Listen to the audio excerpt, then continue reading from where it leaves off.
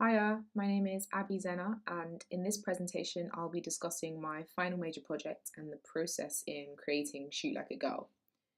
So, my initial idea was to make a documentary on feminism, but then I realized that it was a pretty cliched idea. So, I decided to move more to the drama side and wanted to create a short film about a girl who has a passion for football, and this idea was inspired by a short film. Well, it's sort of a documentary slash drama that I found on Short of the Week called Monet Davies Shoot Like a Girl, which I'm going to play a few minutes of. Let me just get that up because it's on YouTube. This obviously was really useful in the research section because it was a good similar product to talk about. So that's Monet Davies, Throw Like a Girl. Yeah, Throw Like a Girl. Like a girl. Well, so I'm gonna miss. Third.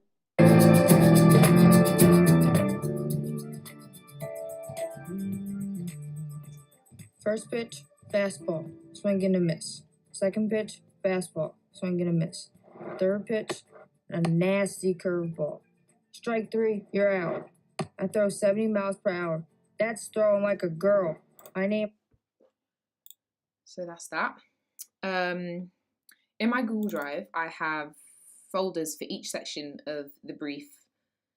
So this includes production paperwork, problem solving, video and audio, presentation, research, reflection and evaluation, and context.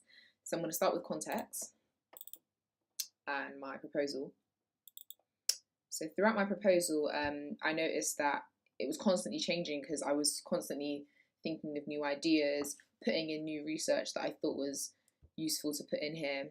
So in my proposal, I've talked about the main concept, which is to raise awareness of gender inequality, but obviously more specifically sexism in sport, because it is about a young girl who plays football. My short film unravels the story of a young girl who has a passion for football, and the camera will be tracking the girl as she goes about her day. I also planned on using I also used the voiceover,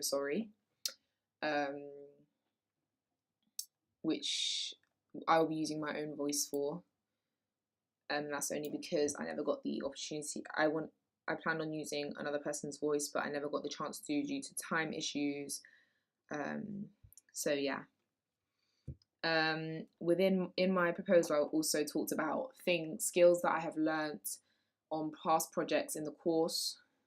So that includes things like the 72-hour film challenge, 30-second narrative, creative conscience. I've talked about all of that in my proposal because it's everything that's helped me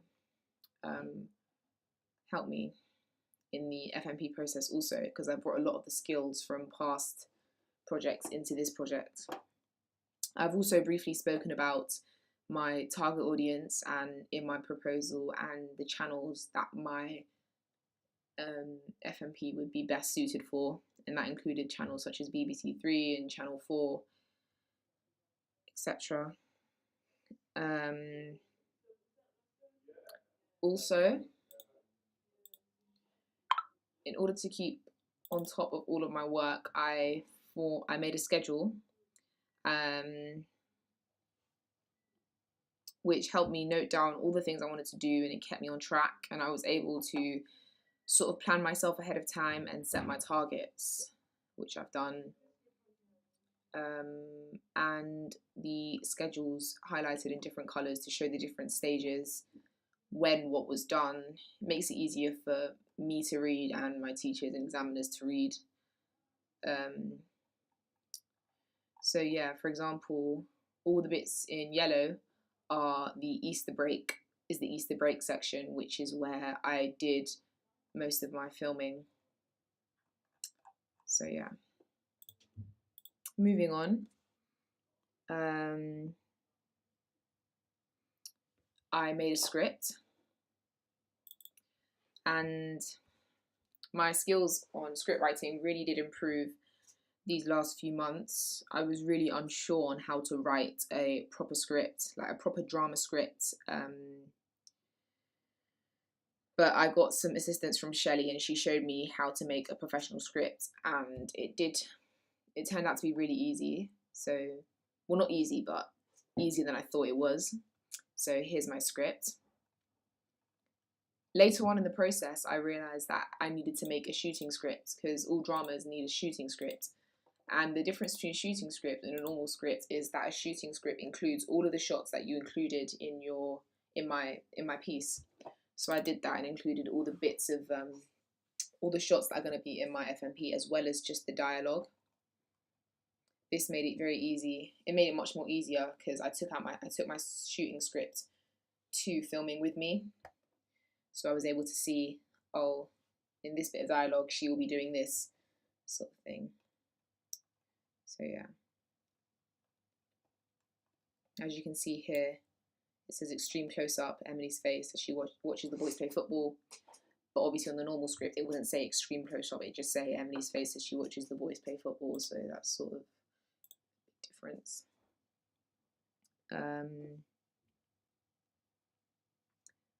On my pitch, let me get on my pitch. So my pitch helped me to sort of document all of the important information of the research report, and it had a visual, and it was also like a good visual representation of how I wanted my film to go. I documented the concept, similar productions, character profile, contributor profile, hooks and themes, target audience, and a lot more primary research. And this all helped me solidify my idea as I went along. Obviously, as I went along throughout the FMP process, my pitch was constantly changing. For example, there was a section of the pitch on Star Now, and where I hoped to find my actors, but unfortunately I didn't get many responses. So instead of Star Now, I just put in my potential contributor profile, which is in here. So yeah, I've also got my schedule in here. So pretty much everything that helped me put together my film. That includes equipment, little, not a lot in my recce's. Obviously this is just brief, and how I received feedback. And on my Wix website, I also have my pitch voiceover. So yeah, moving on to my production paperwork.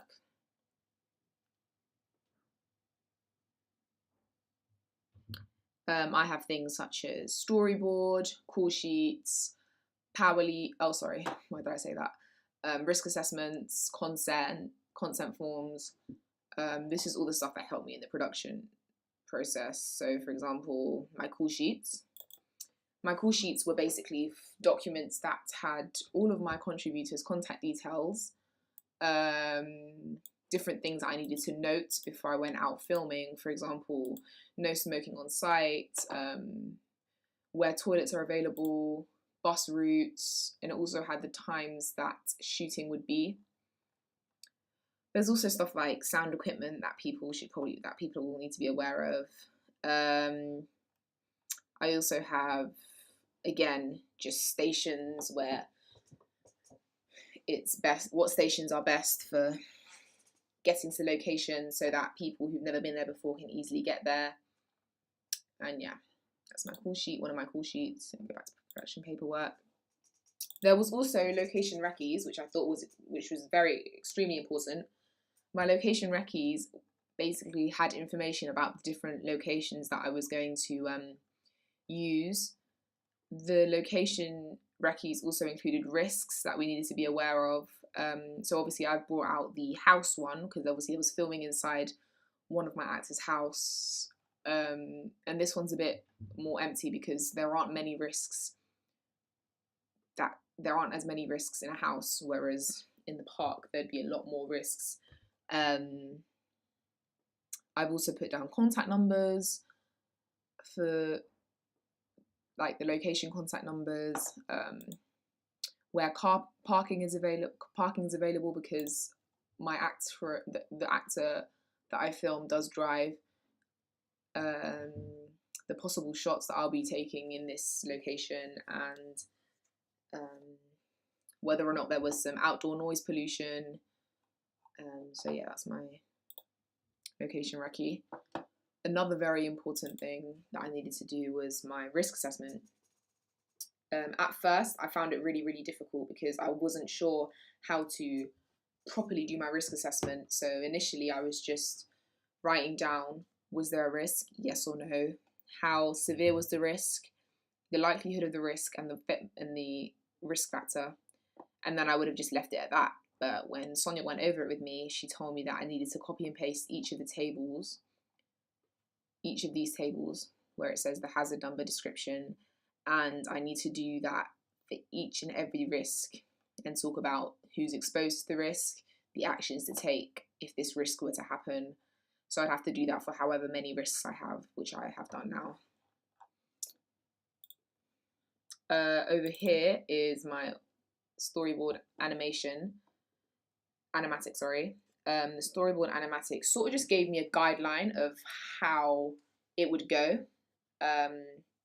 So it was basically a storyboard, but on a Final Cut Pro animation, and it gave me a good idea of how I wanted my film to flow. So here it is. So obviously she wakes up in the morning, brushes her teeth, gets ready, and then there's more getting ready, walks to the park, puts on her boots, and so on. So it's just, you get the idea. It's sort of just showing you how you want it to go. I also have my normal storyboard, again, for guidance, and it was really, really helpful because it helped me write my script as well, which I've shown you already. I also have consent forms.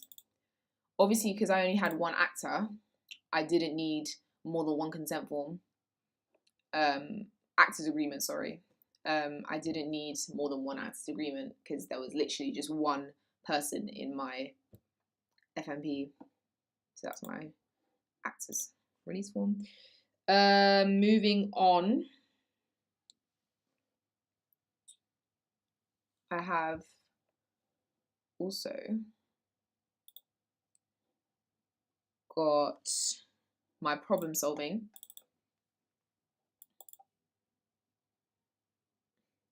So in the problem solving, my problem solving log includes theoretical problems and potential problems and ways in which I could overcome these problems. So for example, for my potential problems, I said stuff like booking cameras may be a problem, tripods, microphones, because obviously we do tend to book things late.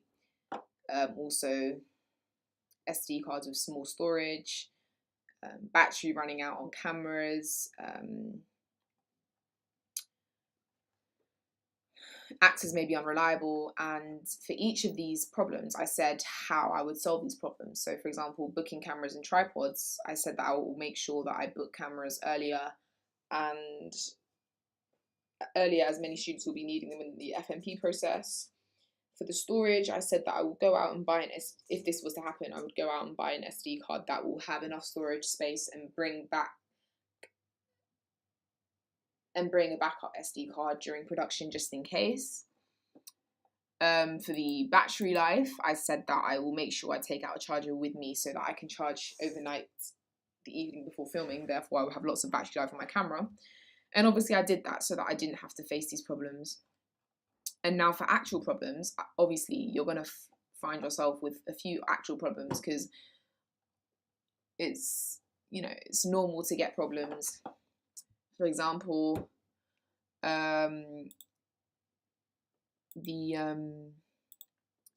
went out and I did some test shots and I wanted to work on them pretty early in the FMP stage, but a lot of the computers were being changed and we were told that we can't use them just yet. So that was sort of a problem. One of my potential actors cancelled on me last minute. Obviously it was a problem, but it wasn't a huge problem because I was able to just use one of my backup actors who I'm close with, so it's not hard to get hold of that person. So that was my action taken to solve it. On one of the filming days, the weather wasn't very good, so I didn't get as much filming done. In order to combat this problem, I checked weather forecast for my next filming day and rescheduled the filming day that I did. And yeah, during one of the shots, I'll talk about one more and then I'll move on. One of my actors was ill during one of the shoot days, so obviously the whole shoot sort of went slower than I wanted it to go. So instead of continuing when the actor wasn't in her best form, I decided to just reschedule the whole shoot and move it to a day where the actress was feeling better, which was absolutely fine. And we pretty much just moved it to the next day anyways, so it wasn't too much of a problem. So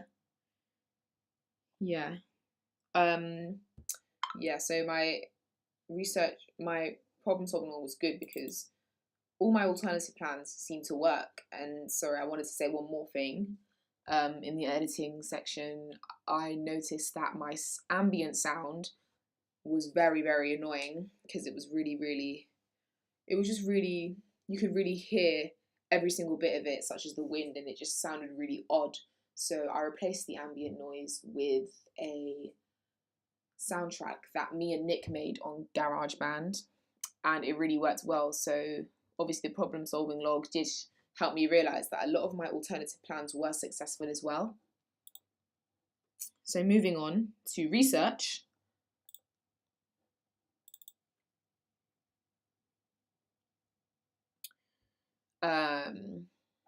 My primary research,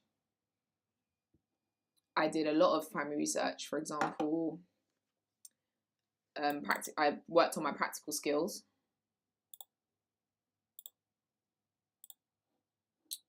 So I recreated a Money Heist scene.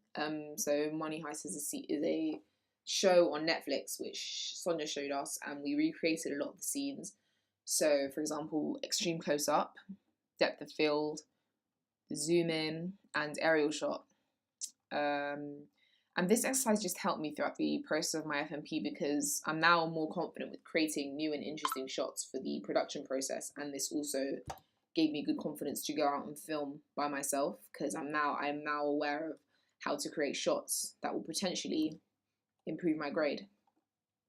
So that was a really good workshop that we did. We did many workshops. I did this interview workshop where we learn about different interview techniques. So here's one of them. What's your favourite colour?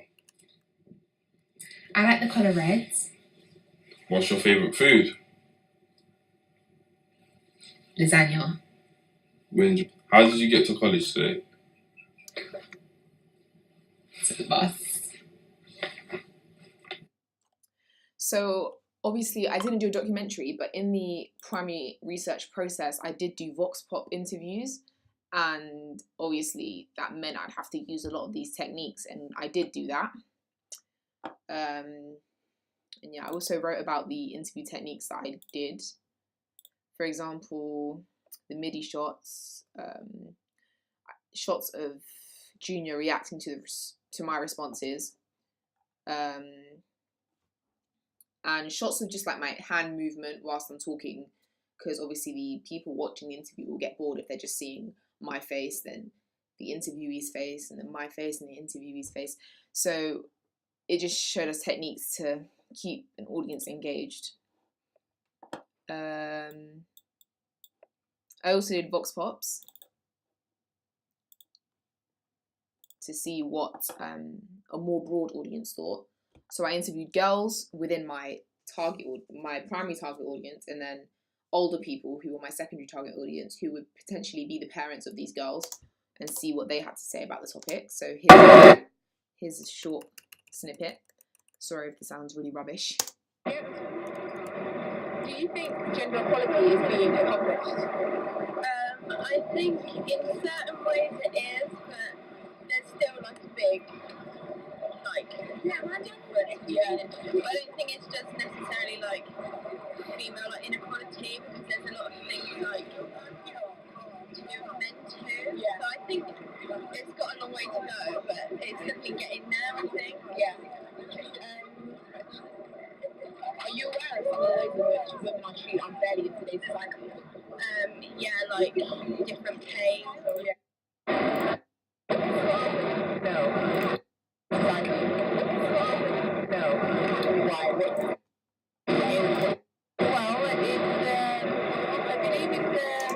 So yeah, I just wanted to show you how I interviewed a diverse group of people to see what different people had to say. But obviously it was mainly my target audience. I also did some audience research, and within this audience research I did surveys, and here is some of the responses from my surveys. So one of the surveys I did was just talking about, was just a demographic survey to see what most people were interested in. So I first asked the age group that people were in, and most people said that they were 15 to 17. And this was okay to know, well, 15 to 17 and 18 to 20.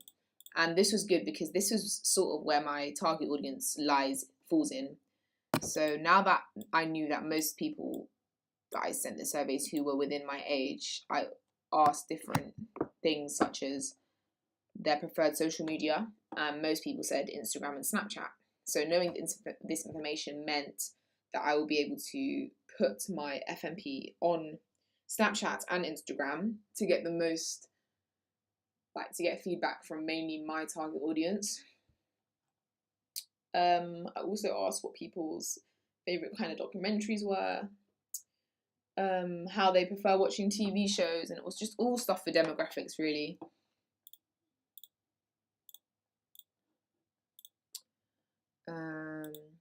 So yeah, I did a focus group, and then I analysed the focus group. This was a focus group on my topic idea to see what people thought, other ways in which people thought I could, improve on my idea. Was it too vague? Was it too boring? Would it attract both a male and a female audience? Because that was very important to me. And people told me ways in which I can make it so that it does reach out to both boys and girls, because it is about feminism, but it is something that I want boys to watch as well. I also did a survey on my actual FMP, about my topic, my FMP topic, which was feminism, and I'll ask questions of like, are you aware of what feminists believe in? And so if people said no, I'd think, okay, so maybe I need to talk more, put more factual information into my FMP. I asked if people think that my topic would attract both a male and a female audience. And here are just the results. I asked people's opinion on feminism, because when I did my own research, I noticed that a lot of people do think that feminists are a bunch of man-haters, and I wanted to see if my peers thought that as well, and ways in which I could make it not seem too much like it was a film which is just against men, sort of. Anyway, moving on to my research template. So my research template was in my research template, I basically just documented on all the research that I undertook in my FMP. So I began with an introduction, which so obviously there's a contents page, and in the contents page it's split up into primary research, secondary research, visual research, production research, and then there's the evaluation, conclusion, and bibliography, which I'll get to in a moment. So I started off with a little introduction where I basically just talked about my idea, and stuff like that. So my research template begins with primary research. So the first thing I thought of talking about was my target audience. So I stated that it's boys and girls between the ages of 13 and 24, and I talked about my initial ideas. So initially I was going to make my target audience mainly girls, as I felt like this would draw a female audience more. But obviously, speaking with peers of both male and female, they told me that it was best that making a single gender target audience would be very biased, which I did realise afterwards. And it'd be very biased, especially seeing as I'm trying to raise awareness for gender inequality, actually. Gender inequality. Obviously, my primary target audience should have an interest in activism, particularly feminism, as these are my main themes. It's also a good idea for my target audience to be social media users, as a lot of the ways in which I'm going to be collecting my feedback are through social media. for example, Snapchat, Instagram, Facebook, Twitter, and Snapchat. Oh, sorry, I said Snapchat already, my bad. But mainly I will be collecting feedback from sources such as Google Forms. I also talked about demographics and where I think my target audience would fit in. And I said the E demographic. I also did quality surveys, which I did talk about briefly. I think I've spoken enough about my primary research. Let me move on to secondary research. So for secondary research, I did research into different sites. This is a site called the Fawcett site. And yeah, I looked into the Vote 100 whole campaign. I watched the trailer, which was quite inspirational, and I put that in my research template because it did kind of inspire me. I looked into different books, which was useful. Online forums, which were basically online forums were basically just, it's almost like a massive group chat, and people would just put in their thoughts and opinions on feminism, sexism in sport. It's really easy to find different forums. I also looked up different female athletes, as this sort of helps me develop a personality and a character for my main actor. So it gave me that kind of inspiration. Obviously more on target audience, demographics. I looked up the BBC target audience because it helped me to discover what they expect from films and what they want to see. Also social media demographics, the statistics, what age group are on what social media, and that really helped me because I was able to see where the best place to put my FMP would be to get the best feedback and stuff like that. I looked into commissioning. Obviously they've got some stuff about on Google Trends. Similar productions, I looked at different influential directors, cinematographers and artists, because if I'm inspired by a certain film, I'd look into the ways in which the directors create these films, what shots they use, maybe use the same shots. Cinematography I was inspired by from these different actors. So for example, I was inspired by Bend It Like Beckham because it was a lot like the characters, a lot like my character. So I looked at the different shots that was used and tried to portray them in my own FMP. Barb statistics, obviously I spoke about online forums. Visual research, so a lot of this was talking about different screen grabs, different art forms, which is here.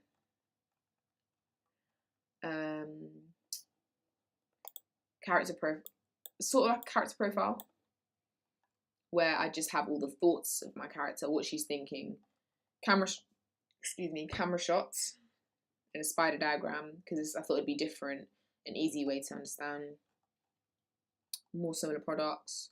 Experiments in Final Cut Pro, so I just put my animatic storyboard in there, the things I did, different things I learned, such as interview techniques. Obviously, this is what I did before I went out and practiced the interviews myself. Workflow. And then obviously I've got some production research, where I've done research on the different locations. And then I talked about the filming that I actually went out and did. Was it useful? Was it not useful? How successful was it? I've also spoken about all of that in my research template. And in conclusion, and obviously I mustn't forget my Harvard referencing. That's a very important part. So yeah. I also did a reflective journal, and let me just find that.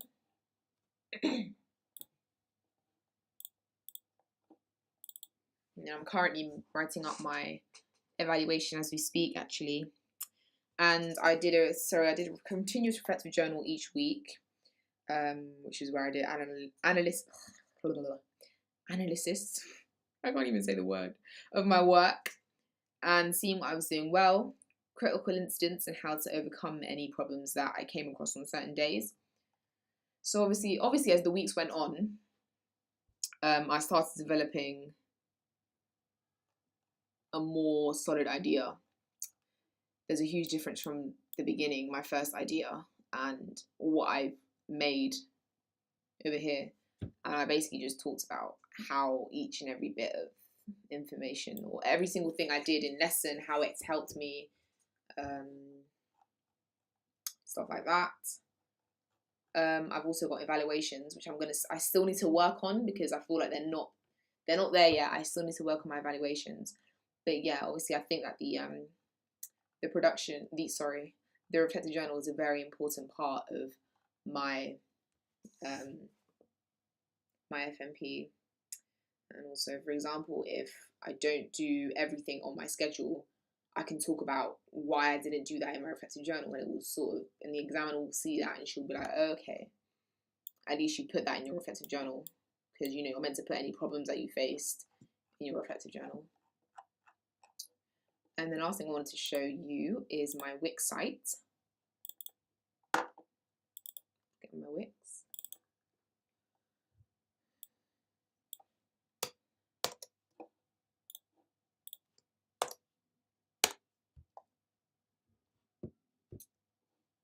So my Wix site is separated into two main sections, and that's obviously this is my home page.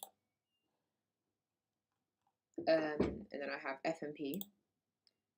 So this is the main FMP, and this would be on this page. And I've basically just spoken a little bit about it. And then there's my rough FMP, my pitch voiceover, presentation, where I would put my presentation. Obviously, this is an old presentation, and this is a new one. Feedback. And workshops I took part in to help me. And yeah. So in conclusion, I think that my FMP it's just been an extremely fun project to work on, and has really helped me develop skills which I do wish to take on to higher education. Thank you for listening.